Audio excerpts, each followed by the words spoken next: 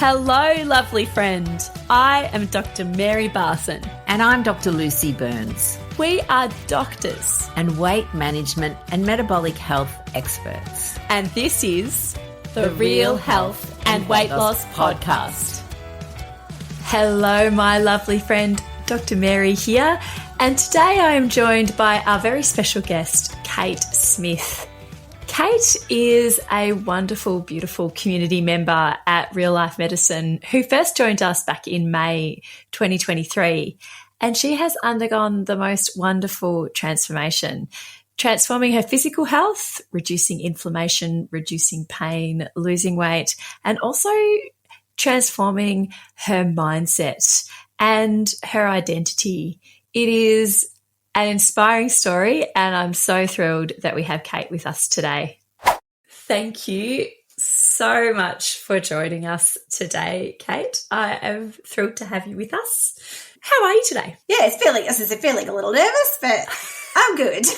Yeah, no, this is it. I think nervous is totally understandable, but I'm so grateful for your courage for coming onto this podcast and sharing your story, because it's a great one. And I'm just delighted that you have taken this step.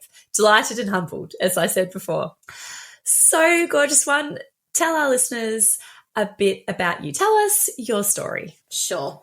So at 43 years of age, I've had a lot of experience over the years with lots of different programs, and I was someone who played a lot of sport throughout my life as well. So there has been a lot of training pre-season, letting go at the end of the season, blowing out, training pre-season, playing. So a lot of fluctuations in health throughout my lifetime.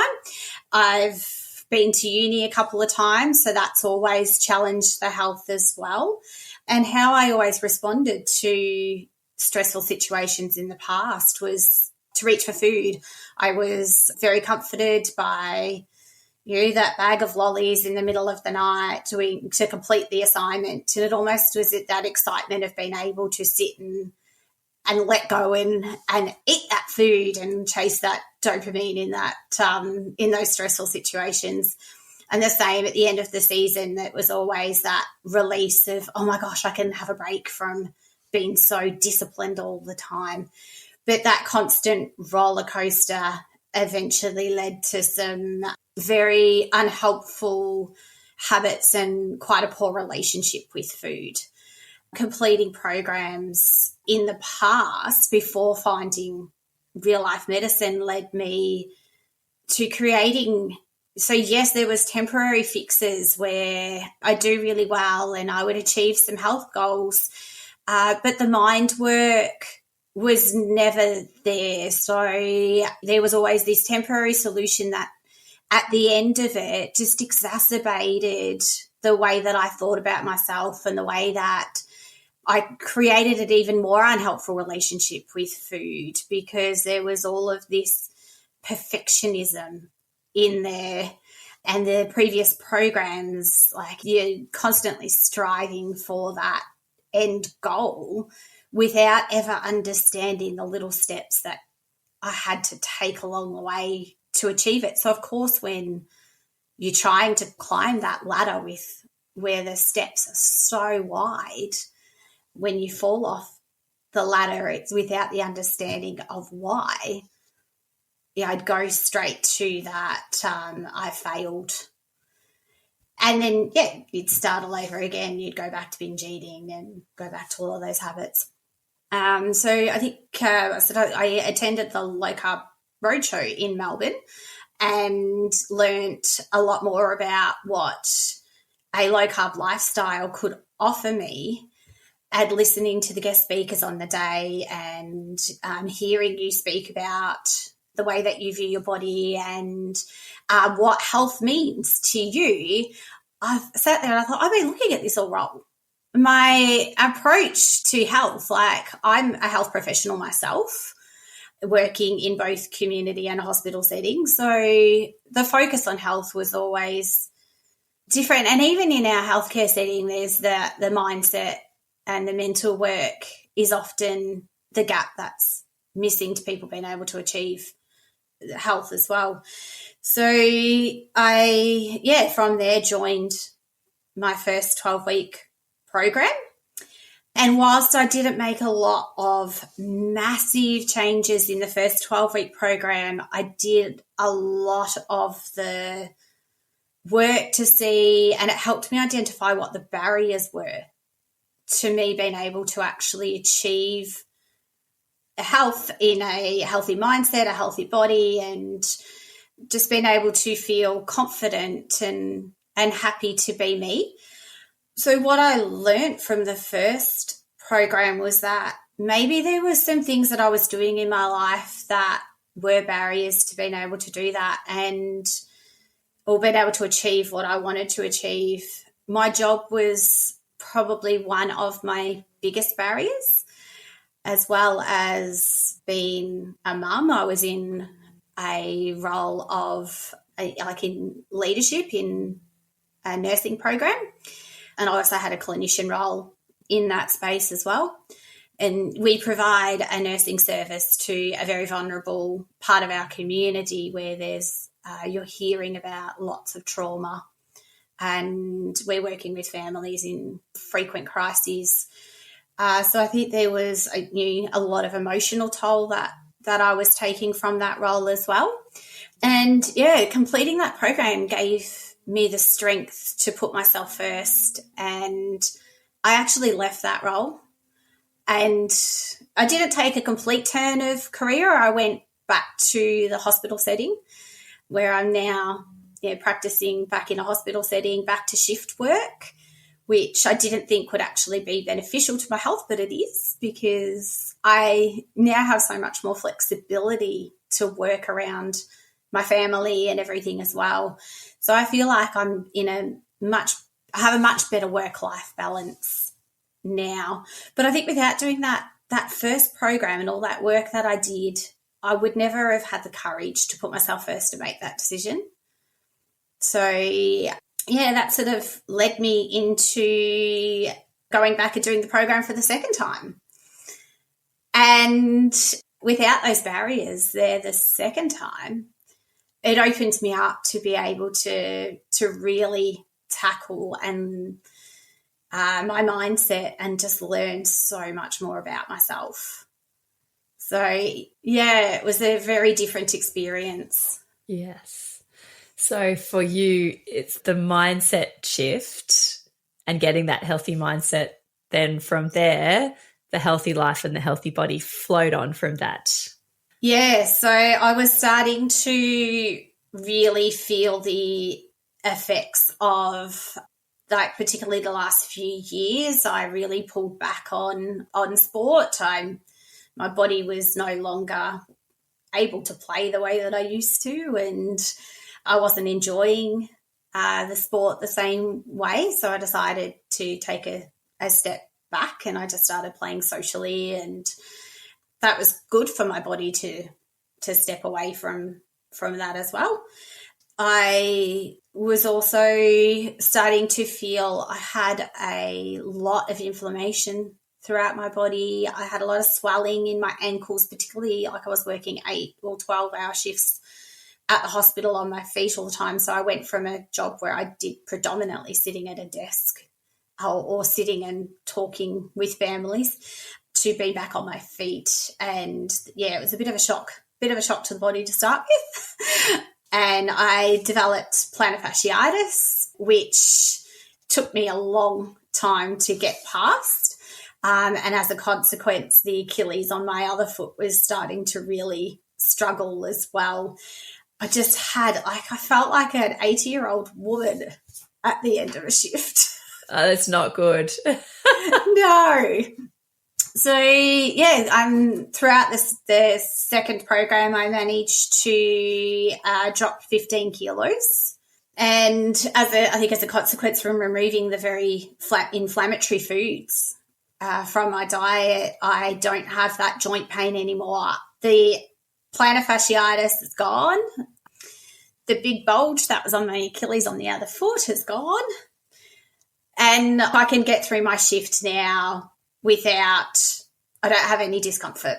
Yeah, that's amazing. So you had some fantastic changes as you went through that second 12-week mind-body rebalance. We had changes with the first and then changes again with the second. Just delve a little bit deeper into how you felt before compared to how you felt now. You've already given us so many beautiful examples, but I'd just love to hear a little bit more about that. Yeah, so it was interesting. Before I came on today, I decided to sit down and have a read of my journal. So I kept some notes as I went through the programs each week. And I had a look at my identity before I started the program compared to how I identify myself now. And I wrote that before I started the program, my identity was a fluffy. So I referred to myself as a fluffy person. That I was a premenopausal fluffy person that was overweight, and I was a binge eater. So that was how I saw myself. Like, they were the words that came to my mind before I started. I wasn't there's so much more to me that I didn't see because this noise was so strong. Like, the noise is definitely still there, but I can just hear it now as that. I hear it now as noise. And I now see that that's not me, that I'm so much more. Yes, of course you are. Yeah, I'm a hottie. You are a hottie, healthy on the inside and gorgeous. You are a total hottie. Yes. I am now, I'm achieving health, and I can see myself as a really important role in my home now as well. I'm a role model to my children, and I'm teaching, as I learn so much about myself, I am teaching them about themselves as well. And I can look at things differently. So previously, if you had have asked me where I was, I would have told you about all the mistakes that I've made in the past. And yeah, that would have been my focus on all the errors that I make. And now I'm able to turn around and look back and see the achievements that I've had. It's not just negative sounds anymore. I can see all the positive things that I've achieved and the ways that I've been able to influence people in my past, and the support that I've been able to provide to people, and everything that I've done to this point. I don't no longer see it as mistakes, and I can see my journey as me. Such a powerful mindset change, that you've got that change in identity, and true change is identity change. That is the truest type of change there is. And you've had this beautiful identity change. You're also, those inner critical voices, they're still there, but you can see them for what they are. They're no longer your identity. They're just one part of your beautiful mind.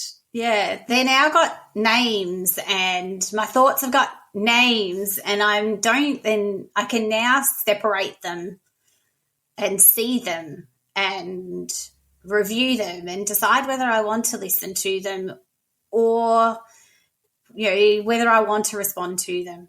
Whereas previously I would have just responded without seeing it for what it was. You've been able to take on like the coaching and the mindset work from the 12-week program, and now you're externalizing your negative thoughts. That's so powerful. That is amazing. Yeah, like I feel so much stronger for it. Yes. I'd love that when you mentioned being a role model for your kids, can you tell us more about what that is and what that means to you? Yeah, so I've got teenagers, and definitely seeing the challenges of the teenage years.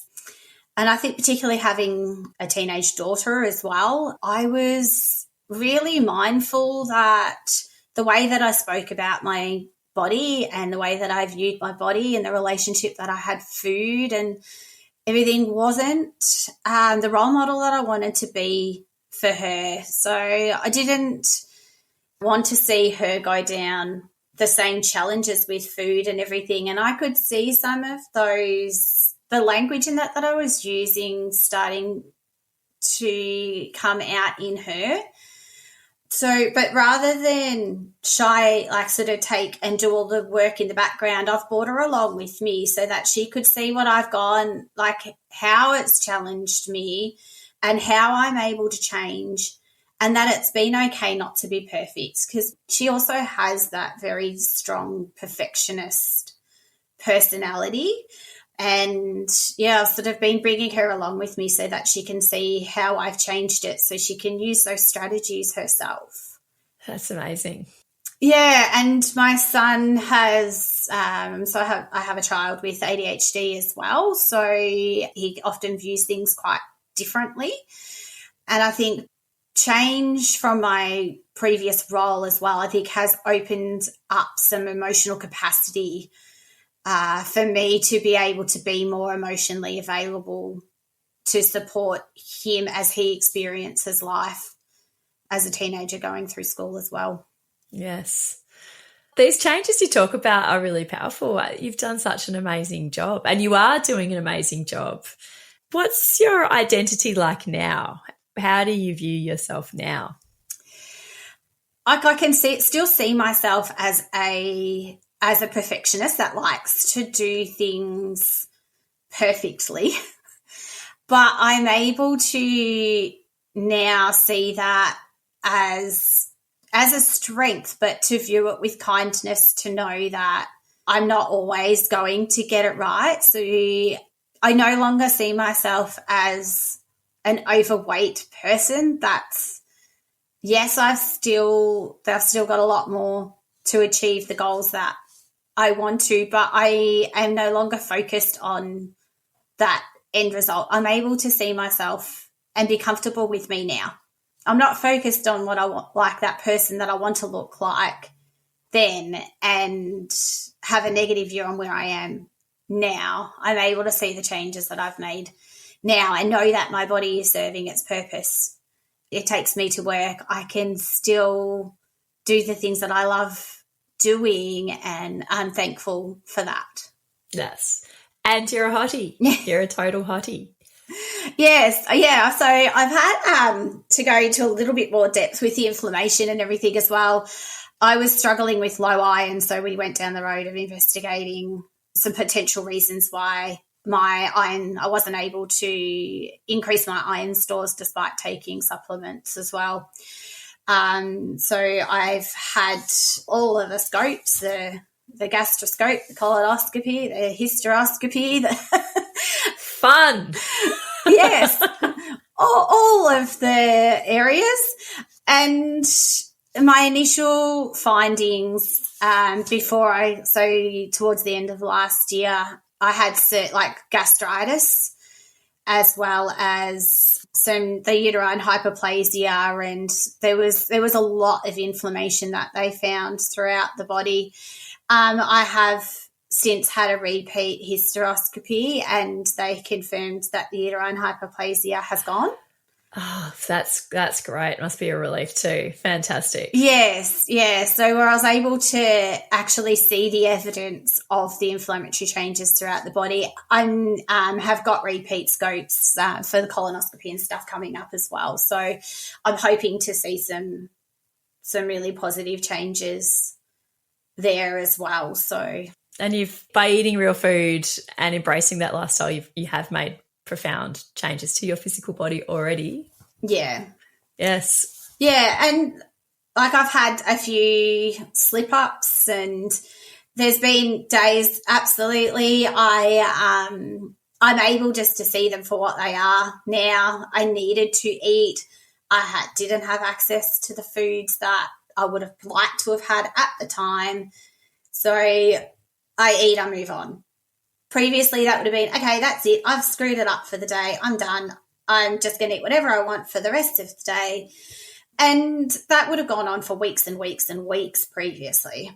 Dark side of perfectionism. Absolutely. And now I can just go, well, it is what it is. I move on for the next one. But being in that, like a healthy body now, I really feel the effects, and I think, how did I get from day to day feeling like this previously? It was just your normal feeling crappy all the time. Absolutely. Like, I was like the bloated and that constant sugar craving. I think I must have been a really grumpy person for a very long time. That it is, much nicer living a life without hangry. Yes. Hangry does not improve your quality of life at all. Absolutely not. I love it. Well, what advice would you give out there to our beautiful listeners, maybe people who are still in the throes of the hangry, wanting changes but not sure where to start? Like, what would be your advice? You've accumulated so much wisdom and knowledge. What would you like to impart? Yeah, I think building that support network around you before you try to take on changes has been a game changer for me. I think when I've done it previously, any programs that I've done in the past, I've always felt like I was still very much alone. Being able to have that support network and have a few people to help carry me through at those times when things have got challenging, because it is definitely challenging making changes. Just have the courage to take the steps, do what you need to do to find that whatever it is that, like, for me it was identifying the barriers. So what is happening for me that is getting in my way of making changes, and that emotional capacity and everything was a really big barrier. So like having that support network around me gave me the courage to be able to take the steps that I needed to break down the barriers to change. Even if like your support network is an online community or family and friends. I was really lucky that a couple of friends came to that, like the low carb roadshow with me. And one of those girls is doing the 12-week program again now. Oh, fantastic. Yeah. So I think the changes that I was able to make this time have helped motivate her to come along the journey as well. And as I said, like, just having that crew with you makes a world of difference. Yes, it is so much easier with the right community. And it really helps with that identity change as well when you've got other people coming along with you. Yes. Kate, you're an absolute legend. Thank you so much for coming on this morning and sharing your amazing story. I think you are a fabulous role model, not only to your children, but to humans in general. So thank you so, so much. Bye-bye now. The information shared on the Real Health and Weight Loss podcast, including show notes and links, provides general information only. It is not a substitute, nor is it intended to provide individualised medical advice, diagnosis, or treatment, nor can it be construed as such. Please consult your doctor for any medical concerns.